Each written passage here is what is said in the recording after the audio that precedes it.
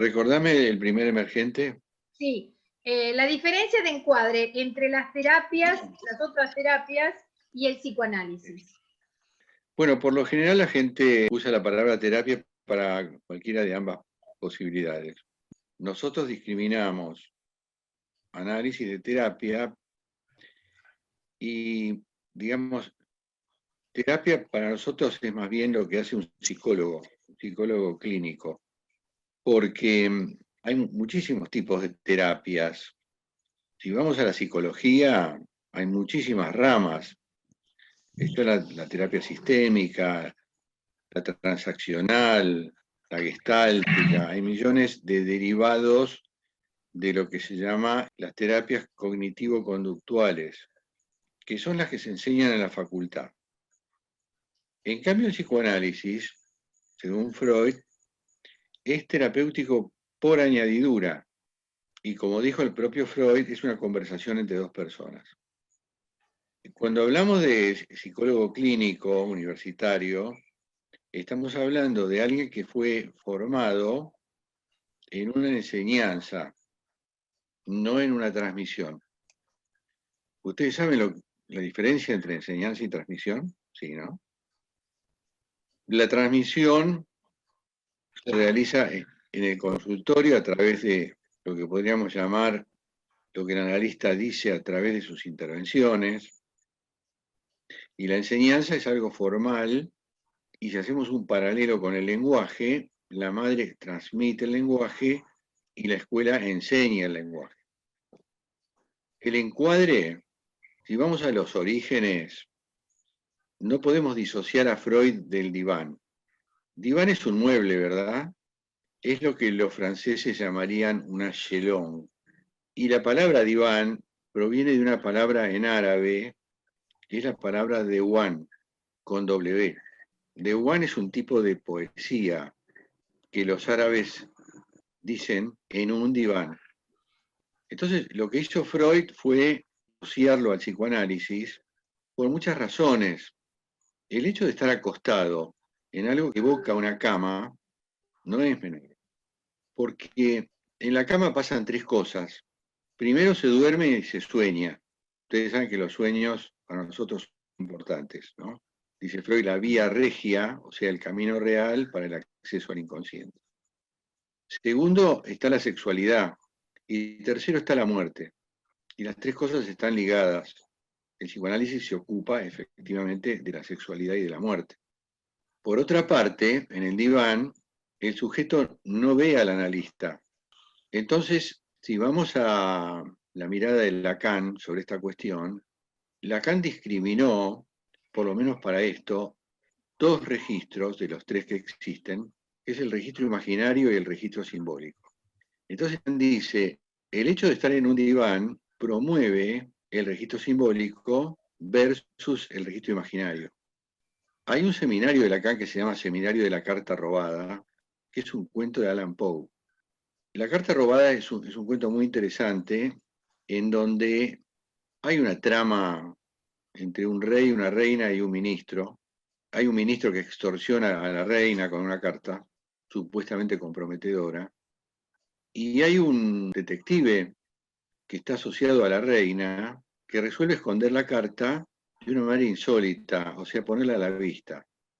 Entonces, cuando la policía revisa la casa del ministro, que es el traidor, revisa por todas partes, pero no se va a fijar en algo que está a la vista. Entonces, en un determinado momento, el detective y el jefe de policía se ponen a conversar sobre esta cuestión en un living. El jefe de policía prende una luz y el detective le dice, más vale que no, como diciendo, si nos vemos, siguiendo a Lacan, estamos más en el registro imaginario que en el simbólico. Preferible poca luz para que cobren relevancia las palabras. En Lacan, los significantes. Entonces, el diván supone una merma del registro imaginario en pro del registro simbólico. Cuando estamos hablando de tratamientos sobre neuróticos, esto no se puede hacer con psicóticos, porque a los psicóticos hay que sostenerle el registro imaginario en términos de la mirada. Hoy por hoy es difícil hacer diván, porque la gente no quiere hacer diván. Por lo tanto, hacemos psicoanálisis cara a cara, lo cual supone un cierto obstáculo, que no es demasiado importante, porque siempre la palabra tiene primacía. Entonces, una diferencia importante es esta, ¿no? Psicoanálisis diván, terapia cara a cara. Sandra. ¿Por qué hoy la gente no quiere hacer diván? Por resistencia. Hacer diván es como que estás más entregado. Y te hago otra pregunta que me resulta, porque como hice de las dos con la misma psicoanalista, llegó un punto que ella me propuso ir al diván y reconozco, tengo el registro como que me provocó cierta resistencia hasta que después pudo llegar a ser como natural para mí llegar y tirarme en ese diván. Pero la pregunta que siempre me hago es, ¿cómo sabe un psicoanalista el momento? Porque no creo que, de entrada entiendo que haya mucha resistencia a un paciente proponerle diván, pero digo, ¿cuál es el momento? ¿Cómo te das cuenta cuando es el momento de pasarlo del cara a cara a un diván? Esto es situacional, como decía Pichon Rivière, ¿no? Depende de las circunstancias, por el momento por el que está pasando el análisis. En general, un analista ortodoxo te manda diván de entrada. Después de las entrevistas preliminares vas a diván. El tema es que hasta que se instala la transferencia y se consolida la transferencia, que es una instancia de confianza, de entrega, tiene lo suyo acostarse en el diván mientras otro te está mirando, en donde vos estás muy como a expensas del otro. Bueno, un poco la idea es esa, ¿no? De que te entregues. Freud, por ejemplo, que era muy afecto a los viajes en tren, tenía una maniobra que era poner la mano sobre la frente de la paciente, que en ese momento eran las histéricas, y después levantaba la mano como si levantara las barreras de un ferrocarril, como escenificando a decir el levantamiento de las barreras represivas. Hoy lo vemos como una ingenuidad, pero bueno.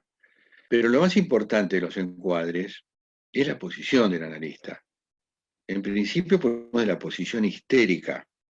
Esto significa que hay categorías de la estructura histérica que se aplican a la función. Por eso Lacan habla de histerización del dispositivo analítico, en donde tenemos a alguien en funciones que se ofrece para la demanda y no responde a la demanda. Y además, la condición histérica es la sorpresa. Lacan se podía dar el lujo de levantar el encuadre en cualquier momento, en contra de lo que podríamos llamar el encuadre kleiniano de la escuela de Melanie Klein, en donde era más válido un dispositivo obsesivo, es decir, ritualizado, hora exacta, final de sesión exacta, modos de intervenir de una determinada manera. Los kleinianos, como quien dice, interpretan en transferencia, o sea, lo que cuenta el paciente, transforman en una circunstancia en donde el objeto del relato del paciente deriva al analista. Bueno, mi primera sesión de análisis, después de una entrevista preliminar, fue acostarme en el diván, empezar a hablar de una relación que yo tenía, y el analista, interpretando en transferencia y en lo que podríamos llamar una interpretación salvaje, porque además era la primera vez, o sea, no había timing, no había tacto, no había dosificación. Y me dijo esto: usted tiene miedo que yo me lo coja. Entonces, mucho tiempo después supe que, primero, que eso era un disparate, y segundo, que lo que es interpretar en transferencia, es decir, que todo lo refieren al analista, aparte de esta cosa ritualizada de encuadre rígido e inmutable. A ningún analista de la vieja escuela se le ocurriría levantar una sesión después de 10 minutos, y eso a Lacan lo hacía. Tenía sus razones, y la razón por la cual Lacan hacía esto era que si el sujeto estaba cerca de encontrar algo, aplicaba lo que se podría llamar la muerte súbita. porque en situaciones de riesgo de muerte, según se dice, uno se acuerda de todo. Entonces se levantan las barreras represivas. Bueno, mucha gente lo quiso hacer acá en Argentina, esto no funcionó, porque, bueno, ninguno es Lacan y se puede dar ese lujo, y además porque cualquier paciente te diría, yo no te voy a pagar por 10 minutos de sesión. La otra diferencia importante es el modo de intervención, porque el psicólogo viene de una enseñanza universitaria, o sea, viene de una formación por vía del enseñar. Entonces, cuando uno viene del enseñar, enseña. Y esto lo dicen los propios psicólogos. Al paciente hay que enseñarle cómo es ser de otra manera. En cambio, el analista viene de la experiencia del psicoanálisis personal, que es una transmisión, no es una enseñanza. Entonces uno aprende el saber hacer a través de su propia experiencia en análisis, como hace un niño con el lenguaje, a través de las frases armadas que le dice la madre. La madre no le dice, bueno, estudiate los verbos y las conjugaciones y después habla. Una cosa es transmisión, otra cosa es enseñanza. Además, existe todo un mundo de la psicología que se llama lo psicotécnico, donde están los tests. Y salvo algunos tests muy importantes, como por ejemplo el test de Rogers, que es, siendo proyectivo, es muy revelador en cuanto a, por ejemplo, la estructura clínica, en general los tests reducen al sujeto a una especie de multiple choice. Y para nosotros el sujeto está en el discurso en tiempo presente, aquí y ahora, que es lo que llamaríamos el sujeto de la enunciación. Bueno, esas son diferencias importantes. Y para Lacan, el discurso analítico es el riguroso negativo del discurso del amo.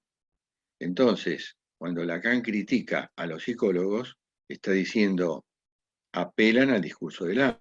Si alguien te dice en terapia, ¿qué tenés que hacer? Esto es el amo. ¿O qué no tenés que hacer? Esto es el amo. Nosotros no estamos ahí para eso, por lo menos los psicoanalistas. Estamos para mostrarle al otro qué dice. Porque, como dice Lacan, el sujeto no sabe lo que dice. El yo es el lugar de la ignorancia. Esto no sabe lo que dice, que parece una frase medio como graciosa, porque se supone que uno sabe lo que dice. Es que nosotros cuando hablamos, decimos mucho más de lo que... Y eso sí se le escapa al yo. Por eso el inconsciente se filtra en el discurso proferido a través de lo que podríamos llamar los latentes discursivos.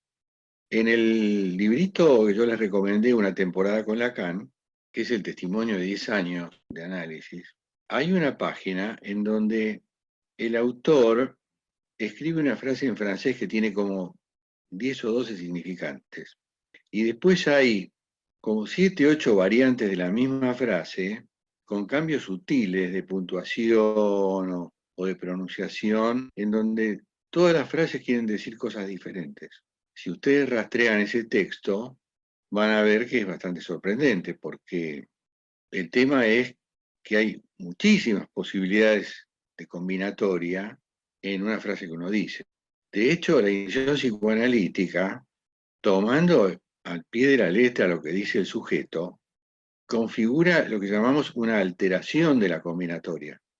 Uno puede decir una frase, pero esa frase contiene muchísimas variantes en términos significantes que pueden ofrecernos una entrada al inconsciente si uno lo sabe leer. Y si uno se anima, porque estamos demasiado acostumbrados a no violentar el discurso. Y acá lo estamos violentando. Cuando nosotros destripamos las palabras, hacemos anagramas y ese tipo de cosas, estamos violentando el discurso del otro. ¿Pero para qué? Y porque sabemos que ahí adentro está el saber inconsciente. No está detrás de nada ni debajo de nada, está en lo que se dice, por presencia o ausencia. Esto tampoco es de sentido común, pero bueno, ya van a ver, por ejemplo, con casos clínicos, que esto es así. Laura. No, otro tema que me parece a mí importante es el tema de la mirada, que por eso mucha gente también debe dirigirse al diván, porque muchos necesitan el contacto con la mirada para sentirse escuchado. Sí, pasa que justamente la contención, que forma parte de la mirada, es parte de la función materna, por vía de lo que podríamos llamar la herramienta del amor. En cambio, el encuadramiento es parte de la función paterna, por vía de lo que podemos llamar la ley. Entonces, el sostén de la mirada, vamos a decir que tiene un sesgo limitante o en todo caso debilitante sobre el otro. No nos olvidemos que nosotros tratamos a un neurótico poniéndole zancadito del tiempo, no sosteniéndolo con las rueditas chiquitas de la bicicleta. Y por eso el psicoanálisis tiene sus rigideces, sus rispideces, vamos a decir. El otro punto, Marga, si me lo podés recordar. Sí, cómo no. Es una pregunta que le surgió a Antonella y yo le dije que la trajera hoy para hacerte la voz. Ella dice, textual, ¿puede un niño que no tuvo ningún trauma en la infancia, que sus padres lo criaron bien, ser malo o convertirse en asesino? O sea, ¿cómo funcionaría ahí el aparato psicológico? Se me ocurre que puede ser un psicópata, pero lo mismo, si aparentemente tuvo una crianza buena y no tuvo traumas en la infancia, ¿puede llegar a desarrollar eso?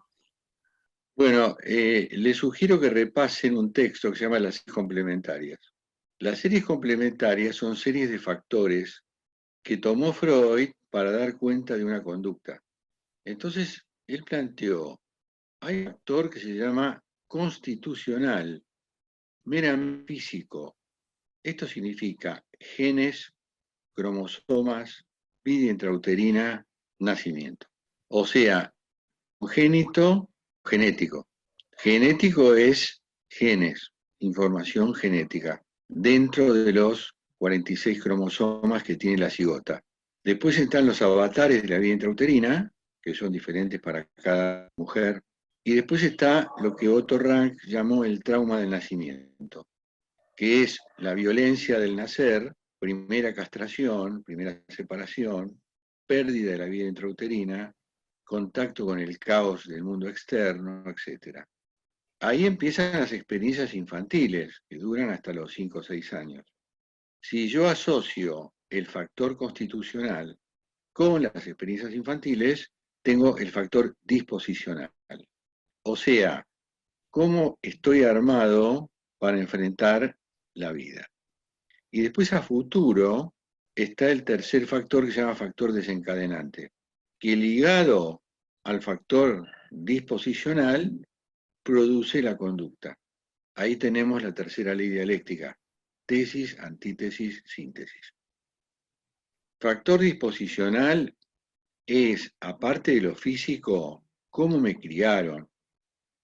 Es difícil que en la vida de un chico no haya traumas, no haya situaciones adversas, porque tenemos ese mito, uno de tantos, que la infancia es feliz. La infancia no es feliz, por lo menos no es feliz del todo, tiene cosas fantásticas y cosas espantosas. Los chicos sufren muchísimo porque son inmaduros, porque ya cuando hablan empiezan a dudar de todo. De hecho, las preguntas que se hacen los chicos son preguntas esenciales. Ellos no tienen respuesta, o tienen respuestas mentirosas. Y sobre todo cuando entra el lenguaje, dice Lacan, en el desfiladero de lenguaje del cual somos extranjeros, y cuando se desarrolla la fantasmática infantil, que es muy profusa, los chicos sufren muchísimo por las cosas que suponen. Los chicos decodifican de alguna manera los dichos de los padres, o los gestos de los padres, o las acciones de los padres, y pueden llegar a conclusiones terroríficas. Los padres son potencias absolutas, sobre todo mamá. Entonces, gran parte de la infancia está plagada de terrores, de miedos, de suposiciones espantosas y también de momentos muy felices. Pero esto de generalizar la infancia feliz es un despropósito. Entonces, depende de cómo haya transitado este chico esa infancia, es la estructura clínica a la que vaya a parar. Cuando se transita el Edipo, se llega a la latencia, a trazo grueso está delineado el aparato psíquico. Esa delineación, vamos a decir, ya nos dice qué estructura tiene este chico, a trazo grueso, si va a ser psicótico, neurótico.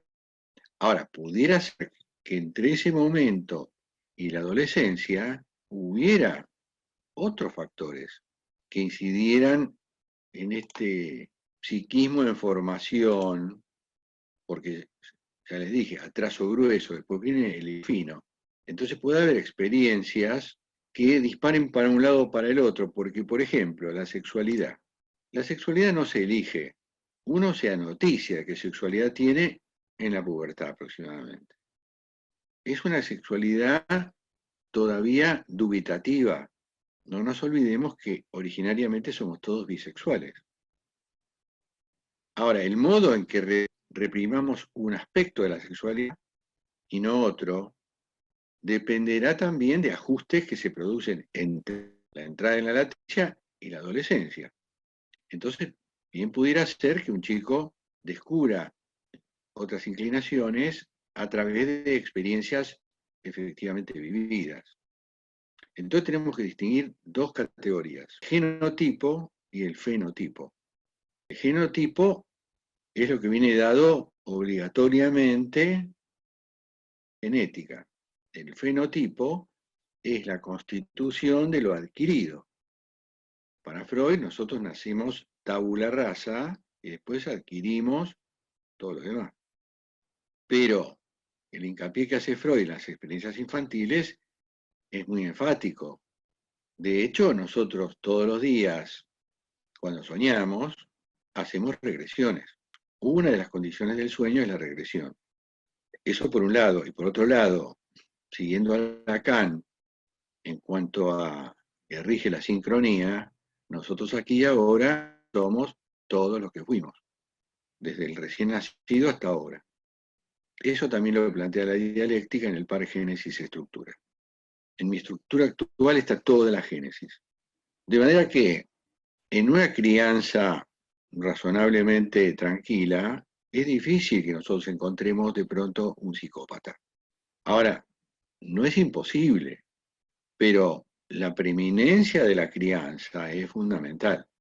Nosotros estamos hechos de palabras o de significantes proferidos por los padres.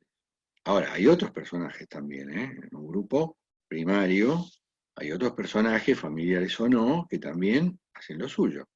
No nos olvidemos que, por ejemplo, Lévi-Strauss, antropólogo francés, uno de los padres del estructuralismo, introduce un término. Él escribió Las estructuras elementales de parentesco. Es un libro fundamental. Entre Lévi-Strauss y Ferdinand de Saussure hay pilares del estructuralismo. En las estructuras elementales de parentesco, Lévi-Strauss introduce un término insólito, que es el avunculado con B corta. ¿Qué es el avunculado? Es el poder del tío. Está sugerida la palabra en inglés uncle, que es tío, o oncle en francés. Entonces, ¿quién es el tío en cuestión? Es el hermano de la madre. Por lo para Lévi-Strauss, les aviso, lo que en Freud es el Edipo, no tiene 3 términos, tiene 4. Tiene función paterna, función materna, lugar del hijo, lugar del tío, castración. O sea, lo que Lévi-Strauss tiene una función paterna y desglosar padre de tío. Porque históricamente, antropológicamente, vamos a decir, es el hermano de la mujer el que la dona. Las mujeres son donadas. Ustedes saben que antropológicamente la mujer es un bien de cambio, de intercambio. O sea que esto del machismo no es un invento actual, ¿eh? Esto viene de la caverna. Hay un sistema de islas en el sudeste asiático que se llama Anillo Kula con K, en donde las tribus circulaban en bote intercambiando objetos y mujeres, o sea, mujer igual a objeto, para no hacer la guerra con el otro. Entonces, este tío es el que entrega la mujer al varón como un bien de cambio, de intercambio. Por lo tanto, en un grupo primario no solo está papá y mamá, hay otros personajes. Por presencia o ausencia, no nos olvidemos que hay que distinguir registro imaginario de registro simbólico. Una cosa es lo que se ve en la escena concreta, en lo imaginario, y otra cosa son los elementos simbólicos que están presentes. Por ejemplo, cuando una mujer transmite a su hijo elementos de la función paterna, no crean que lo hace refiriéndose a su pareja, no, a su padre, que tal vez no esté, pero está en el discurso de la madre. Por lo tanto, sí, estamos hechos de palabras, y esas palabras son críticas, cruciales. Llegaremos a donde lleguemos por este entramado de palabras, que es lo que configuran el mito del sujeto. Cuando vamos a análisis, la transformación del mito en cuento, como dice Lacan, es porque se descongeló este mito estereotipado, hecho de mosaico enorme de discursos del amo, y el sujeto pudo armar otra combinatoria con los mismos elementos, porque nada es propio, ¿eh? Lo propio es, en todo caso, la combinatoria de los cuadraditos. Y por eso la movida analítica es una movida de resignificación, de reescritura, de descongelamiento del mito, del reordenamiento de la veneciana del sujeto. Laura. Sí, con respecto al tema de la voz del amo, cómo va pasando de cuerpo, o sea, de personaje en personaje, el tema de los colectivos ahora, y me llevó el tema de lo que había pasado en Villa Gesell con los rugbyers, porque no todos son psicóticos, pero como perdón, psicópatas, pero como el deseo de ser aceptado por ese grupo, dentro de ese colectivo, cómo fue anulando la personalidad o la individualidad de cada uno y se fueron masificando todos. Fue como una manada y pasó lo que pasó.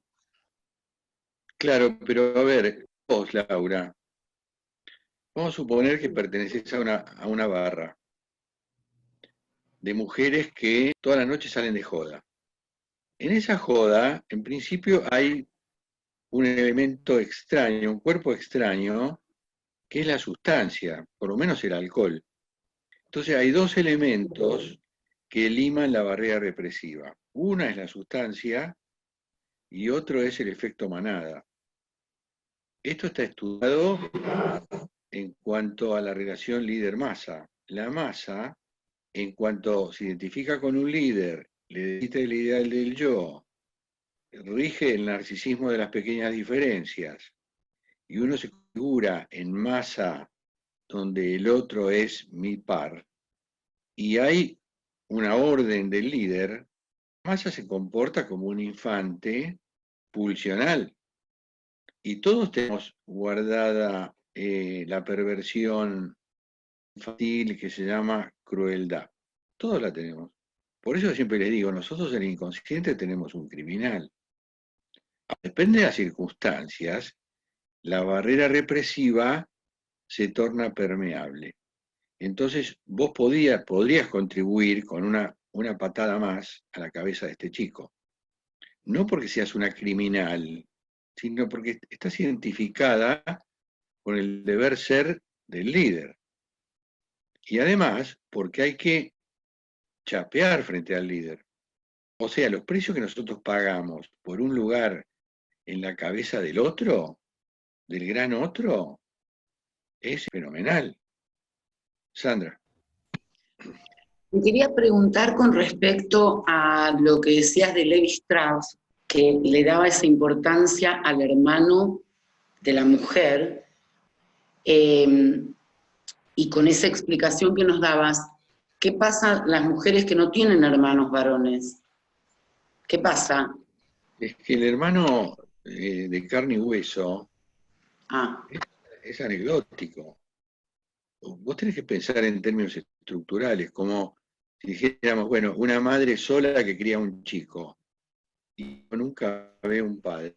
Ahí es la función, claro. ¿Pensás que él no se forja una idea de padre? Hay comunidades de Sí, mujeres que tienen chicos que nunca han visto un hombre, pero lo dibujan. O sea, todo es transmisión significante. Más allá del tipo de carne y hueso que haga de padre. Por eso hablamos de funciones, y no de géneros ni de personas. Claro, son funciones encarnadas, pero a falta de una encarnadura actual, está el relato, está la novela. lo sospeché, pero necesitaba que me lo confirmes. Bueno, ok, vamos a la cuestión de la sesión analítica. La sesión analítica que tiene todo lo que tiene un encuadre y todo lo que tiene un dispositivo, ¿saben la diferencia, no? Bueno, el encuadre forma parte de lo que llamamos los sistemas. ¿Qué es un sistema? Es una configuración concreta. Y otra cosa es la estructura. La estructura es la esencia universal de los encuadres. Acá, por ejemplo, tenemos un encuadre muy concreto, muy anecdótico, que es que estamos en una constante de tiempo, o sea, aquí y ahora en un horario determinado, una constante de espacio que es virtual, unas funciones, Marga y yo, y unas normas. Ahora, desde el punto de vista de la estructura, es decir, del dispositivo, si bien acá hay dos encuadres, que es clase teórica y grupo operativo, son distintos, el dispositivo es el mismo. Y es un cuaternario, en donde está el agente, que acá soy yo, el grupo operativo es Marga, pero el agente es un intangible, es una nomenclatura. Entonces, del cuadrado del cuaternario, cuadrante 1, arriba izquierda, lugar del agente. O sea, el que agencia un proceso. En este caso, una enseñanza, el grupo operativo una transmisión. Aunque ustedes no estén estudiando acá psicología social, la transmisión de la coordinación tiene raíz en la psicología social de Piaget. Cuadrante 2 y cuadrante 4 en diagonal, al menos dos integrantes, que es lo que Lacan llama el número primo, o sea, lo irreductible. Esto es un grupo si al menos tiene dos integrantes. ¿Sí? Que haya 15, no importa. La estructura es elemental, mínima. Y en el tercer cuadrante está la norma. ¿Y cuál es la norma? Una metodología, unas habilitaciones y unas prohibiciones. Ustedes saben que la ley tiene componentes. Prohíbe, obliga, castiga, premia, habilita. Es importante, prohíbe, habilita. Cuando van al grupo operativo, es otro encuadre, mismo dispositivo. Agente, Marga. En diagonal, al menos ustedes. Y en el otro cuadrado, tercer cuadrante, abajo derecha, la intervención de Marga. Es decir, la transmisión. A veces no se nota, pero nosotros pasamos de encuadre a encuadre. No se concibe una actividad sin encuadre. Es como cuando decimos no hay sujeto sin el otro. Bueno, no hay actividad sin encuadre. A veces no se nota, pasa inadvertido. Ustedes manejan un auto en la calle, están encuadrados. A veces el encuadre es mucho más evidente, como acá, y otras veces pasa inadvertido. Vamos a hacer un break. Estábamos en tema de encuadre y dispositivo. En los dos tramos, tanto en la clase teórica como en el grupo operativo, existe el mismo dispositivo, distintos encuadres. Lo que yo estaba diciendo es que lugar del agente En uno está el docente, en otro está el coordinador, en diagonal al menos 2 integrantes, y en el tercer cuadrante la norma. Es decir, ¿qué ley rige el desarrollo de la actividad? Y me parece que lo habíamos dicho en este grupo, aun cuando estemos hablando de 2 personas, y me estoy refiriendo al dispositivo analítico, también hay 4 lugares. Está el lugar del agente, donde está el analista, está en diagonal el sujeto dividido entre el yo consciente y el inconsciente, o si quieren en otro corte entre el moi imaginario y el simbólico, y en el tercer cuadrante, donde está el espacio de la ley, la interpretación. La interpretación dirime la relación entre el yo consciente y el inconsciente, que si bien en las tópicas freudianas no son polos dialécticos, porque nunca va a haber una síntesis, si lo hubiere, estaríamos hablando de la psicosis, sí, porciones del inconsciente, o sea, del saber no sabido, pasan a integrar espacio de mi verdad, o sea, la verdad del yo, es decir, la realidad para mí, a través de la operatoria interpretante, que en perspectiva estaría a cargo del sujeto, más que del analista. Obviamente que la interpretación psicoanalítica es, de entrada y por estructura, una prerrogativa del analista. Pero no en vano, Lacan cambió el término paciente por analizante. O sea que lo que se espera en perspectiva es que el sujeto realice sus propias interpretaciones. Esto no hace prescindente a la figura del analista. La figura del analista cumple varias funciones de acuerdo a los desarrollos del pensamiento lacaniano. Primero y de entrada, gran otro, lugar de sujeto supuesto saber. Transferencia. Transferencia que tiene 3 aspectos en un corte. Primero, lo que podríamos llamar lo real de la transferencia. Cuando en análisis hablamos de los reales, estamos hablando de acontecimientos. Por eso ustedes van a ver en artículos o escritos, tal real, etc. Tal real es un acontecimiento concreto en una determinada circunstancia. No confundir eso con lo real. Es decir, hay un real que es la transferencia como tal en ese primer encuentro con el analista. Pero en simultáneo está la transferencia imaginaria, que es lo que uno siente por el analista. Y ya sabemos que hay 3 posibilidades: positiva, negativa, erótica. En el mejor de los casos, transferencia positiva es un discurso del sujeto que muestra una certidumbre. El analista sabe, mera proyección, mero imaginario. Es decir, lo elijo. Por otra parte está la transferencia simbólica, que es la inconsciente. ¿Qué personaje estoy depositando en este analista? Arcaico, inconsciente. Y el mecanismo de traslación también es inconsciente. En espejo está la contratransferencia del mismo modo, del lado del analista. Ahí podríamos decir que arranca un proceso de mutua elección que tiene 2 partes. En principio, están las entrevistas preliminares, que puede ser 1 o 200. ¿Por qué tantas a veces? Y porque no estoy seguro de la estructura clínica.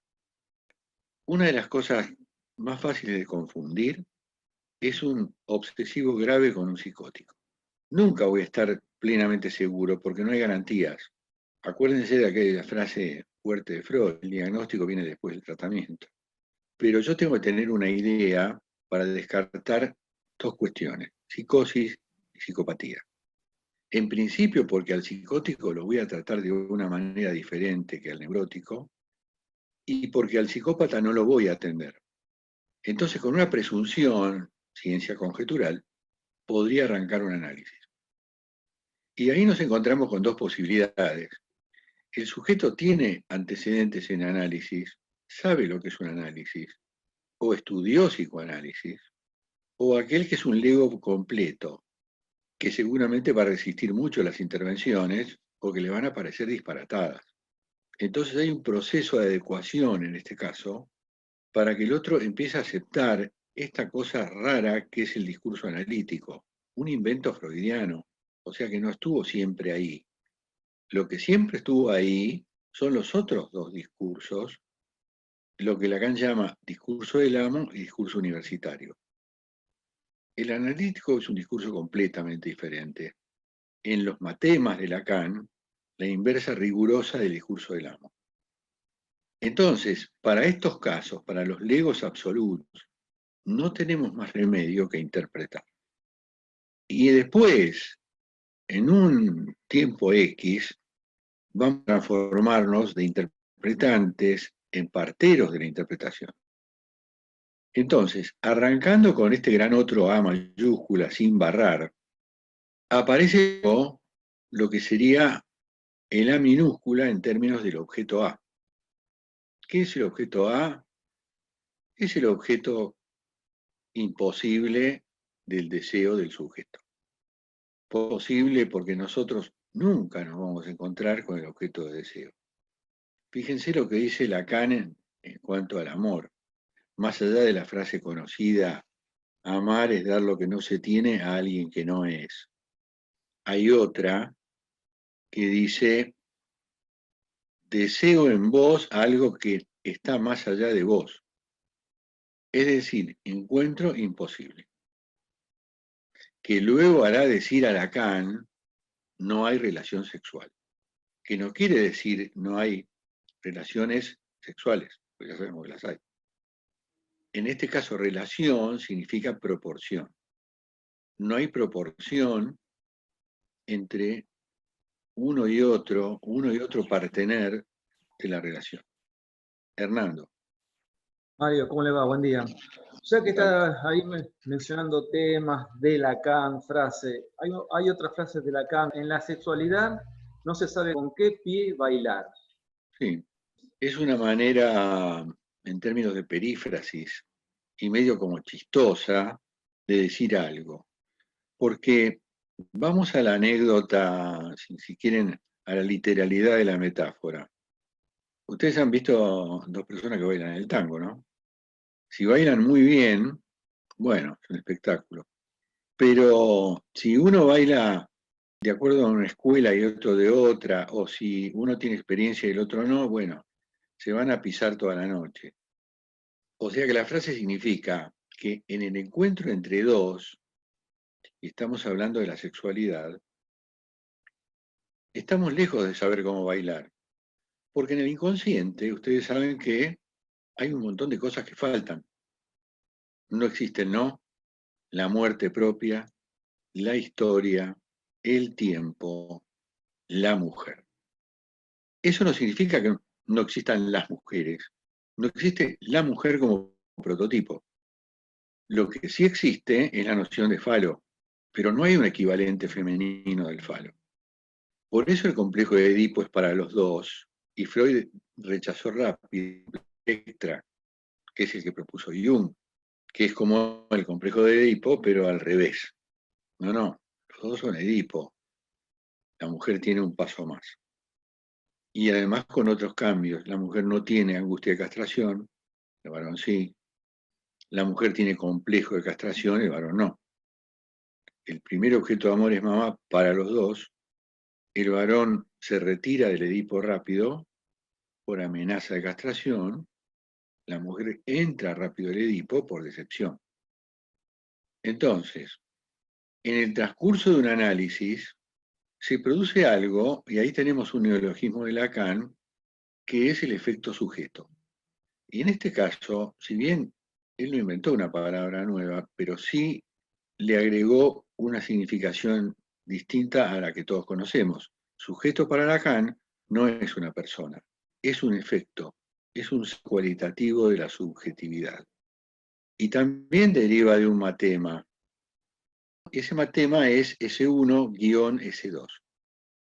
¿Qué es S1, S mayúscula? Toda S es significante.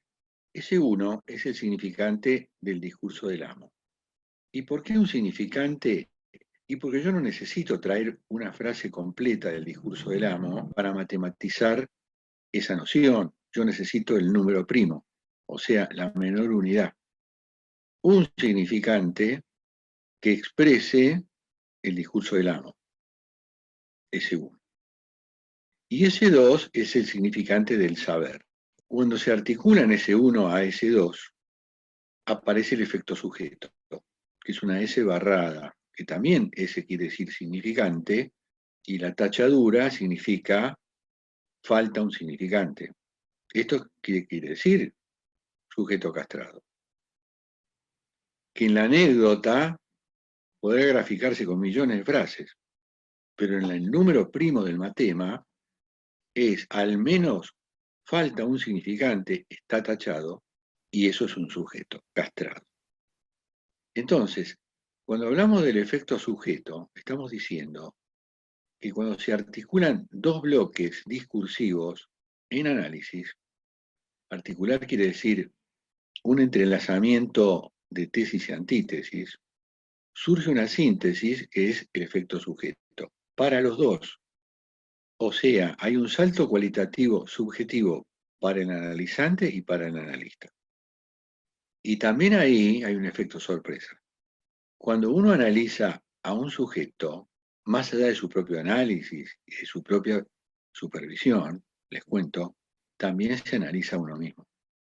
O sea, hay una ganancia fálica, una ganancia subjetiva, un plus de significación, si quieren, para los dos.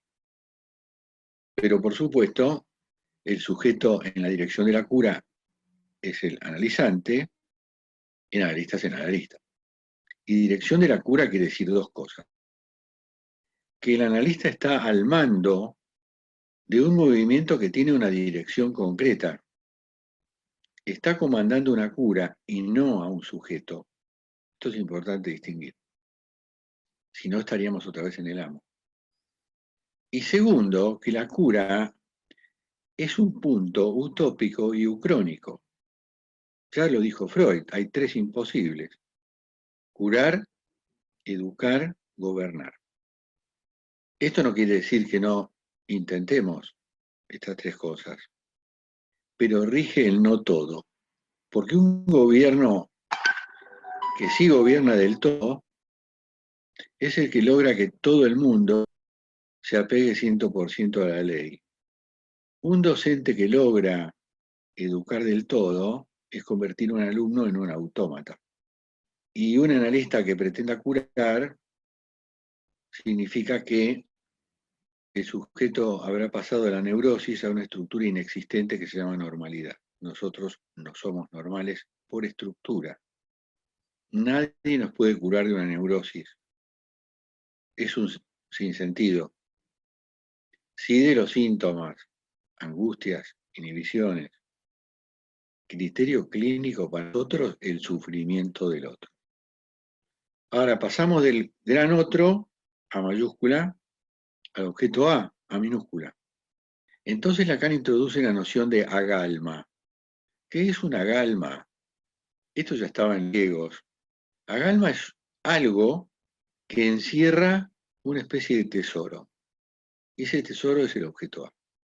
Como dice Lacan, el analista hace semblante de objeto A.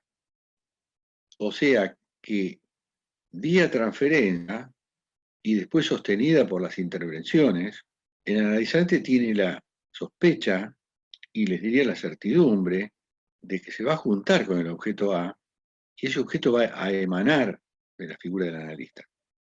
Y ojo que A tiene muchas definiciones.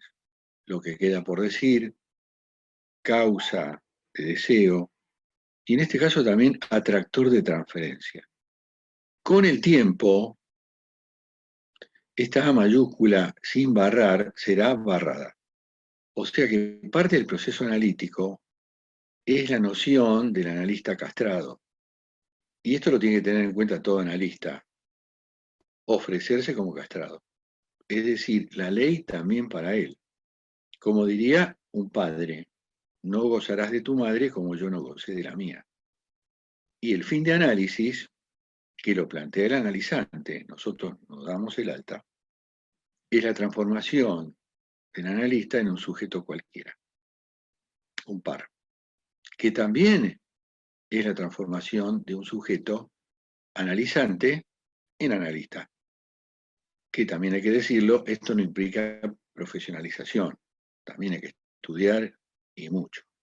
Bueno chicos, siendo 11:37, vamos a dar lugar al grupo operativo, si es que no hay alguna pregunta por ahí, nos veremos el martes. Bueno. Gracias, Mario. Chao.